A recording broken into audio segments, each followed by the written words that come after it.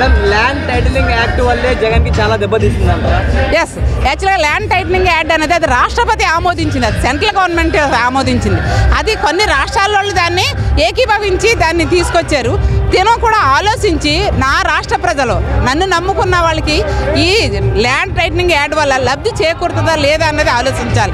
అంతేగాని కేంద్ర ప్రభుత్వం ఏది చెప్తుంది తను కేవలం కేసుల నుంచి తప్పిపుచ్చుకోవాలి, తన జైలు శిక్ష నుంచి తప్పిపుచ్చుకోవాలన్న ఉద్దేశంతో కేంద్ర ప్రభుత్వం ఏది చెప్తే దాంతో బుర్ర ఉప్పుకుంటా వచ్చేసి ఇక్కడ అది ప్రవేశపెట్టారు. కానీ మన ఆంధ్ర రాష్ట్ర ప్రజలు రైతన్నలు వాళ్ళు ఊరుకోరు, వాళ్ళు బుద్ధి చెప్పి ఇంటికి పంపించారు. ల్యాండ్ టైటిలింగ్ యాక్ట్ గురించి కేవలం 50% ప్రజల్లో తెలుసు, కానీ పవన్ కళ్యాణ్ గారు దీని గురించి చెప్పిన తర్వాత తెలిసిందంట. అది యాక్చువల్గా వారం రోజుల ముందు నుంచి కూడా మేము ప్రజలు ఇంకా మభ్యపడి ఉన్నారేమో, భ్రమలో ఉన్నారేమో, పథకాలు అందుతున్నాయన్న భ్రమలో ఉన్నారేమో అనే ఉద్దేశంతో పవన్ కళ్యాణ్ గారు, చంద్రబాబు గారు వీళ్ళందరూ ఆలోచించి ఇది కూడా అతను చేసిన వైఫల్యాలు ఇది ఒక వైఫల్యం అని చెప్పి ప్రజల దృష్టికి తీసుకెళ్లారు. అది కూడా మాకు జై హో చంద్రన్న, జై హో పవన్ అన్న, సూపర్. పవన్ కళ్యాణ్ గారికి మొత్తం 23 ఇచ్చారు సీట్లు, 2 ఎంపీ 21 అసెంబ్లీ సీట్లు. అనుకున్నారా మేడం ఇలా వస్తాయని? అంటే అనుకోవటం అంటే యాక్చువల్గా మేము ఇంత క్రితం వేరా ప్రజలు ఇంత క్రితం సమపాలలో ఉండేవారు కాబట్టి ఆలోచన విధానం ఈక్వల్గా ఉన్నట్టుండేది. ఇప్పుడు అలా కాదు, పూర్తిగా వ్యతిరేకంగా ఉన్నారు గత ప్రభుత్వానికి. సో వ్యతిరేకత అన్న తర్వాత కంపల్సరీ వస్తాయని ఎక్స్పెక్ట్ చేసాము. దట్టు ఇప్పుడు యూత్ మన ఆంధ్ర రాష్ట్రంలోనే, దేశంలోనే కాకుండా ప్రపంచంలోనే కాకుండా ఆంధ్ర రాష్ట్రంలో ఎక్కువగా యూత్ ఉన్నది. యూత్కి ఉపయోగపడేది ఏంటి, వాళ్ళకి మంచి ఉద్యోగాలు కల్పించాలనే ఉద్దేశంతో. సో పవన్ కళ్యాణ్ యూత్ చాలామంది ఇప్పుడు ఓట్ బ్యాంక్ ఈ సంవత్సరం ఎక్కువ మందికి వచ్చింది. సో ఆ శాతం కలిసింది మనకి.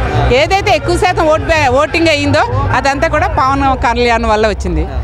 పవన్ కళ్యాణ్ గారికి పిఠాపురంలో గెలుపు అసలు ప్రజలు ఎలా ఇచ్చారు, తీర్పు ఏంటి మేడం అసలు? అదే గిఫ్ట్ పవన్ అన్నకి అందరూ కూడా గిఫ్ట్గా ఇచ్చారు. పిఠాపురం మీద ప్రపంచం మొత్తం మీద, రాష్ట్రం మొత్తం మీద కూడా కాన్సన్ట్రేషన్ ఉంది ఎలా వస్తుంది అనేసి. కానీ ప్రతి ఒక్కరు కూడా ముసలమ్మని అడిగినా, ఎవరిని అడిగినా, ప్రతి ఒక్కరిని కూడా అడిగినా సరే ఇక్కడ పవన్ కళ్యాణ్నే రావాలమ్మా. ఆ బాబు వస్తే అతను మిడిల్ క్లాస్ నుంచి ఎదిగిన వ్యక్తి కాబట్టి, మా మిడిల్ క్లాస్ ప్రజల కష్ట సుఖాలు తీర్చే నాయకుడు కాబట్టి పవన్కే మేము గెలిపించుకుంటాం. గతంలో పవన్ కళ్యాణ్ గారు భీమవరము, గాజువాకలో పోటీ చేశారు. వదులుకోవడం వల్ల దరిద్రం అంటారా, పిఠాపురం వాళ్ళు పట్టుకోవడం అదృష్టం అంటారా? అలాగనే ఏం కాదు. ఇప్పుడు రాష్ట్రంలో ఆయన ఎక్కడి నుంచి పోటీ చేసినా గెలిచినాం.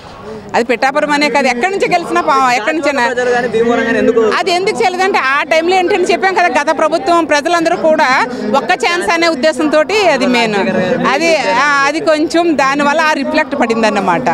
అది అందుకని అసలు అదే పిఠాపురమే కాకుండా పవన్ కళ్యాణ్ ఎక్కడి నుంచి పోటీ చేసినా గెలిచే నాయకుడే ఈసారి. మేడం ఫస్ట్ టైం కూటమి తరపు నుంచి నరేంద్ర మోడీ గారు మన గన్నవరం, మన విజయవాడకి రాబోతున్నారు. ఆయనకి ఎలాంటి స్వాగతం పలికారంటారు చంద్రబాబు గారు కానీ పవన్ కళ్యాణ్ గారు కానీ? ఎలా ఉండబోతుంది అంటారు ఈ సభ?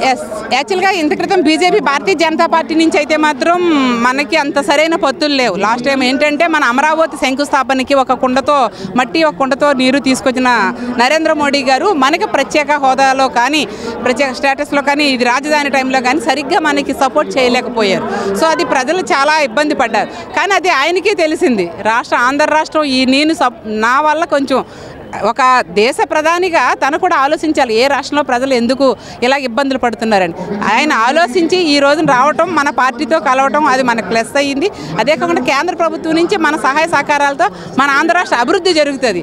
అది విజన్ ఉన్న నాయకుడు చంద్రబాబు నాయుడు, పవర్గా ఉన్న నాయకుడు మన పవన్ కళ్యాణ్. సో ఇద్దరికీ కూడా ఆయన కలవటం అదృష్టంగా భావిస్తూ ఆయన ఈ రోజు రావటం కూడా ఆయన ఘన స్వాగతం తెలియజేయటంలో ఆంధ్ర ప్రజలు ఎప్పుడు కూడా కృతజ్ఞత కలిగిన వాళ్ళండి.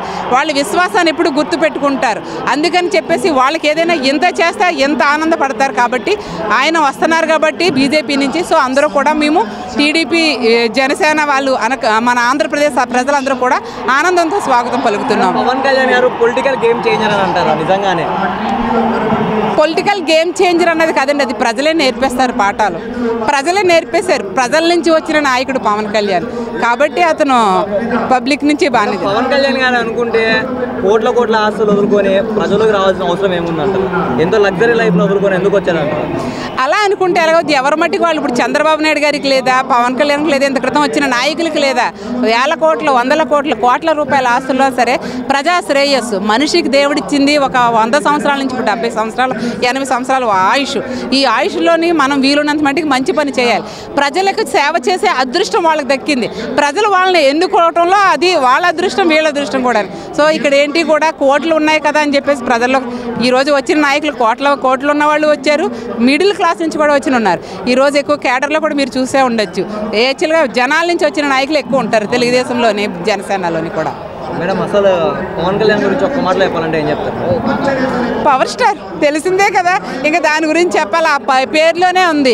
ఒక రామాయణంలోని ఆంజనేయ స్వామిది ఎంత కీలకమైన పాత్ర, ఆ పేరు తెచ్చుకొని పుట్టిన మహానుభావుడు పవన్ కళ్యాణ్. సో ఈ రామాయణ మహాయుద్ధం అంటూ జరిగిపోయింది, రావణాసురుడు వధ అయిపోయింది. ఇప్పుడు కూడా రామరాజ్యం వస్తుందని చెప్పేసి ప్రజలందరూ కూడా ఈ చంద్రన్నకి పవన్ కళ్యాణ్ తోడుండటం వల్ల ఇది రామరాజ్యం అవుతుంది అని చెప్పేసి. మేడం, పవన్ కళ్యాణ్ గారికి ఎందుకు మేడం ప్రజలంటే అంత అభిమానం? కనీసం పిల్లల్ని, భార్యను కూడా పట్టించుకొని స్టేజ్ నుంచి కూడా వచ్చేసారు ప్రజల్లోకి, ఎందుకని? ఎన్నోసార్లు ఆయన ప్రజలతో మమేకమై చూసినప్పుడు ఆ ఇబ్బందులు ఆయన చూశారు. ఒక కానిస్టేబుల్ కొడుకు ఆయనకు తెలుసు కష్టం అంటే ఏంటో, మంచి ఏంటో, చెడ్డ అంటే ఏంటో. కాబట్టి ప్రజలందరూ కూడా ఆలోచించి ప్రజలతో ఉన్న నాయకుడిని కోరుకుంటారు. ఎక్కడో అందల మీద ఉన్న నాయకుడు మనకి అందుబాటులోకి రాడు. సో మనతో పాటు మమేకమైపోయి మన కష్ట సుఖాల్లో పాలు పంచుకునే నాయకుడే కావాలని పవన్ అంటే అందరికీ అంత ఇష్టం. 2019లో జగన్ గారికి ఎందుకు ఛాన్స్ ఇచ్చారంటారు ప్రజలు? 2024లో బాబు గారికి ఎందుకు ఛాన్స్ ఇచ్చారంట? ఓకే, యాక్చువల్గా ఏంటంటే ఒక్క ఛాన్స్ అన్నాడు. సరే, ప్రజలు ఇప్పుడు కూడా కొంచెం మార్పును కోరుకుంటారు. ఇప్పుడు సంక్షేమ పథకాలు అన్నది పక్కన పెట్టినా మార్పు కోరుకొని, సరే చిన్న వయసు గలవాడు, కొంచెం ఏమన్నా నాలెడ్జ్ ఉందేమో, తండ్రి కూడా ఒక ముఖ్యమంత్రిగా చేస్తున్నాడు, తన నుంచి ఏమైనా మంచి నేర్చుకుని ఉన్నాడేమో అనుకొని ఏమైనా తనకి మంచి చేస్తాడేమో, ఒక్క ఛాన్స్ అని చెప్పి అందరినీ నా బిడ్డలు గొర్రె బిడ్డలు అని చెప్పి వాళ్ళని నెత్తి నుమురి నెత్తి మీద ముద్దు పెట్టి ఇలాగ ఆశీర్వదిస్తున్నాడు కదా, ప్రజల కోసం ఆలోచిస్తాడు కదా, మన రాష్ట్ర భవిష్యత్తు కోసం ఆలోచిస్తాడు కదా అనే ఉద్దేశంతో ఒక్క ఛాన్స్ అని ప్రజలు ఇచ్చారు. ఆ ఒక్క ఛాన్స్ ఇచ్చిన విత్తిన 2 నెలలు 3 నెలలకి వాళ్ళకి తెలిసిపోయింది. కానీ భరించారు. ఈ 4-5 సంవత్సరాలు నెత్తి మీద కొంపటని భరించారు ఎంత త్వరగా దించాలని. సో ఒక్క ఛాన్స్ వాళ్ళు ఛాన్స్ ఇచ్చారు, ఇంకా జీవితంలో అతనికి ఛాన్సే లేకుండా చేశారు. మేడం, ఒకప్పుడు చంద్రబాబు గారు, రాజశేఖర రెడ్డి గారు వాళ్ళ స్నేహబంధం చాలా గొప్పది. అలాంటి పాలన ఎందుకు తీసుకురాలేకపోతున్నాడు జగన్?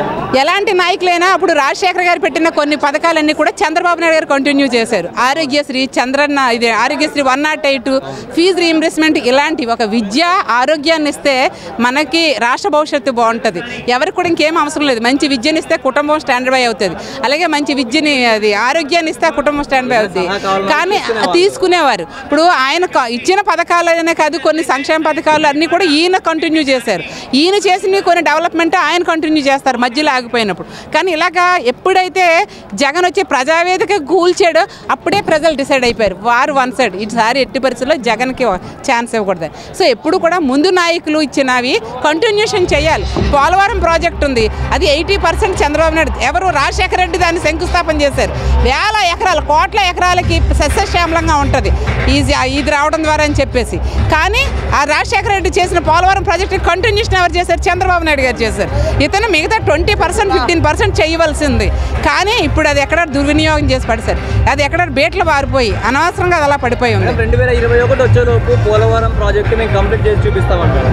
2024 కూడా అయిపోయింది, ఎన్నికలు కూడా అయిపోయి పరిస్థితి కూడా వాళ్ళు ఏమి చేయలేకపోయారు. మేడం, తను ఒకటే కాన్సెప్ట్, రాష్ట్ర అభివృద్ధి ఎలా పోతే పోనీ, ప్రతి ఒక్కరి కుటుంబాలు చదువుకున్న పిల్లలు ఎలా పోతే పోనీ, వాళ్ళు డ్రగ్స్కి అడిక్ట్ అయిపోతున్నారా, గంజాయికి అడిక్ట్ అయిపోతున్నారా, మత్తు పానీయాలకు అడిక్ట్ అయిపోతే పక్కన పోనీ, ఎట్టిపోయేట్టు తనకు కావాల్సింది ఒకటే జయం, నవరత్నాలు ఇస్తున్నానా లేదా, దానికి సంబంధించి పబ్లిక్ ప్రాపర్టీస్ని, ప్రజల ప్రాపర్టీస్ని, తన గవర్నమెంట్ ఆస్తుల్ని ఎన్నింటినీ కూడా శుభ్రం అమ్మేసి ఎక్కడ తనఖాలు పెట్టేసి అప్పులు చేసి తను నవరత్నాలు ఇవ్వాలని చెప్పేసి ఆలోచించాడే కానీ తద్వారా రాష్ట్ర భవిష్యత్తు ఎంత దిగజారిపోయిందన్నది ఆలోచించలేదు.